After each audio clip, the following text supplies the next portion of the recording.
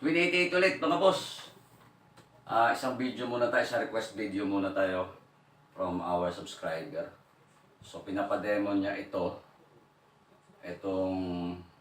NFC Bluetooth transmitter receiver para i-pair doon sa Bluetooth speaker. So since meron na tayo ngayon dito magagamit na Bluetooth speaker, gagawin ko na yung video na yun. So doon sa video ko na lagyan ng Bluetooth ang TV, ang ginamit kong connector mga boss ganito. No? So, etong 3.5mm, meron kasing 3.5mm out itong aking TV na ito. Same TV ito dito sa video na yon. Meron siyang headphone output. Doon ko to ikinabit. No? Tapos ito, yung RCA naman, ang ikinabit natin dito. So panoodin nyo na lang yun, nandun naman yung demonstration pagkagamit kayo ng ganito. Or check nyo yung TV nyo kung meron siyang 3.5mm out. No? Kasi ngayon, ang gagamitin ko, optical. So ito yung umiilaw. Pag binuksan natin ng TV niyan, meron siyang iilaw na kulay pula. Ayan, meron na. Mamaya, pakita ko na mas malapit. Optical yung gagamitin natin. Kasi ito, pag naka-transmit mode, hindi mo agad maililipat doon sa optical.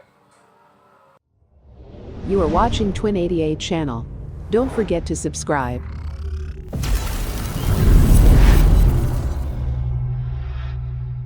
So, doon sa mga nagtatanong, marami na rin kasi beses na sinagot ko kung anong supply niya. So, ang supply niya ay 5 volts. So, yung standard natin na charger ng cellphone.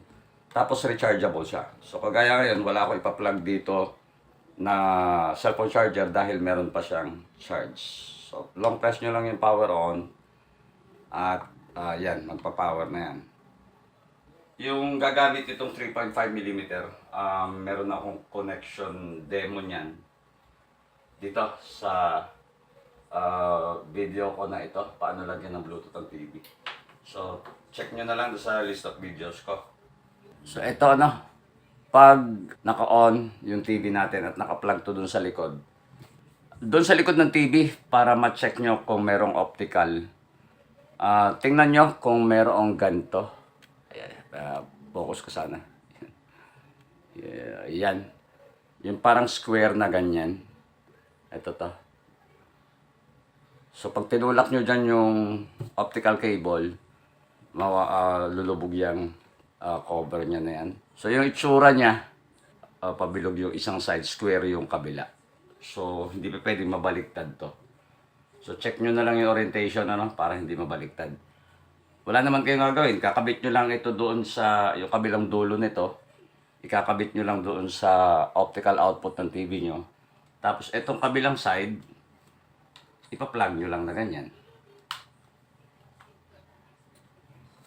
At isa pa, since ilaw yung itinatransmit dito, iwasan nyo na magkaroon ng bend ito. So kaya yan ay naka-fix na. So ito yung gagamitin nating speaker mga boss. Hindi ko pa na-modify yung cover niya kasi pinatang ko to ng speaker. No? So hindi ko pala na gagawa yung cover. Umangat kasi maliit yung speaker na nakakabit dito, ginawa ko 6.5. So gagawin nyo lang, pag naka-plug na yon, syempre i-power on muna natin after natin ma-power on, ang default niya na lalabas dyan ay line input, tapos siguraduhin natin na naka-TX mode siya.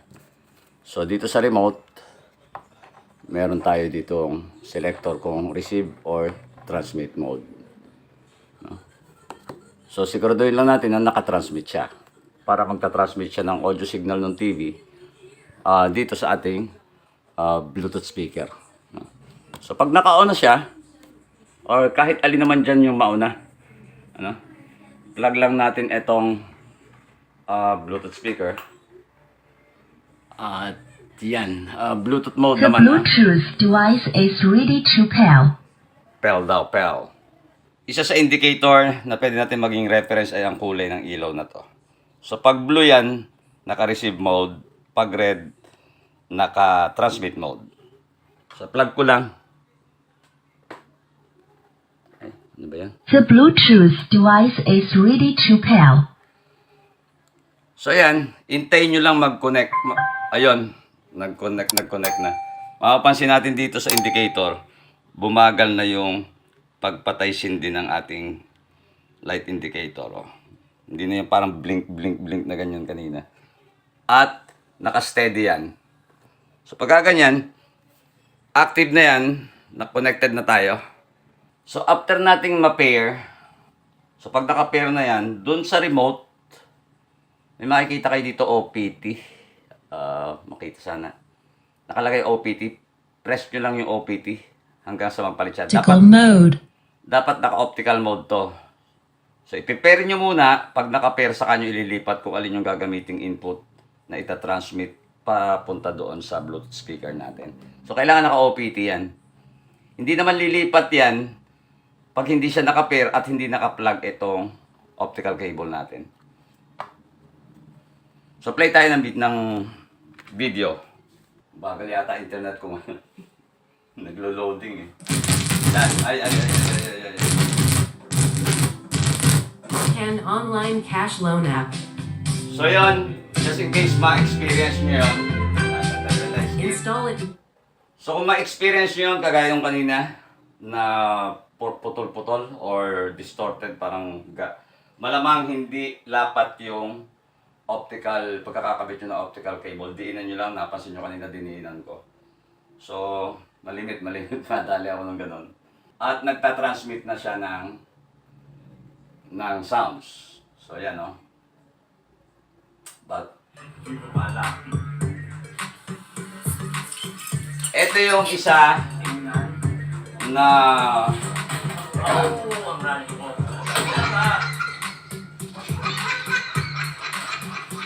ay, ano ba yung mali?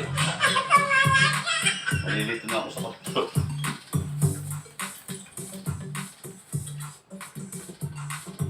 So, ito yung isa. Hininahan ko lang muna ng sandali itong Bluetooth. Pag may papakita kasi ako sa inyo, ito yung isang issue nito. Meron tong issue sa latency. May delay. Una yung sa TV. So, rinig nyo naman siguro yun. So, kailangan nakamute yung TV. Or, hinaan nyo yung volume ng TV.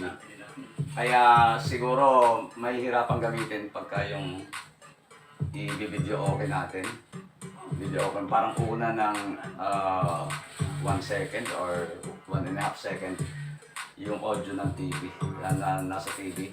Bago niya ma-transmit doon. Para lumabload tayo.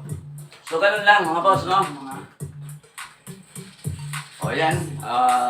Nalimutan ko yung pangalan ng free-request. Ipa-plus ko na lang kung sino.